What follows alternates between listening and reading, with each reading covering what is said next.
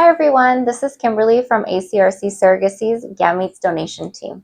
We've had a lot of girls come to us recently who are interested in becoming egg donors, but we've also realized that people are still looking for more information before they feel comfortable taking that step.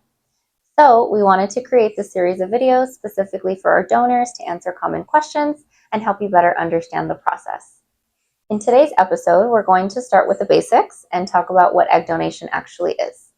Egg donation at its core is when a woman donates her eggs to help someone else build their family.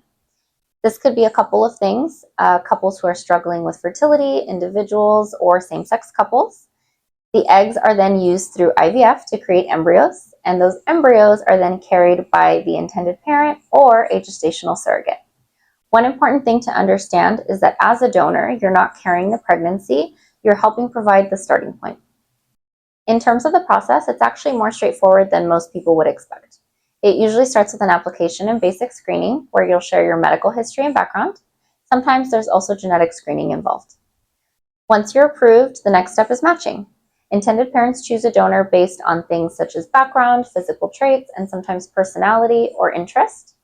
After that, you move into the medical phase. This part involves taking hormone medications for a short period of time to help your body produce multiple eggs in one cycle. And I know this part can sound a little intimidating, which is completely normal, but you'll be closely monitored by a clinic the entire time. The last and final step is the actual egg retrieval. It's a quick outpatient procedure, usually about 20 to 30 minutes in length, and it's under light anesthesia. Most donors go home the same day and usually recover within about a day or two. From start to finish, the whole process can take anywhere from a few weeks to a couple of months. And the next big question we get from a lot of women is why they choose to become egg donors. For some, it's about helping someone else build a family, which can be really meaningful for themselves as individuals.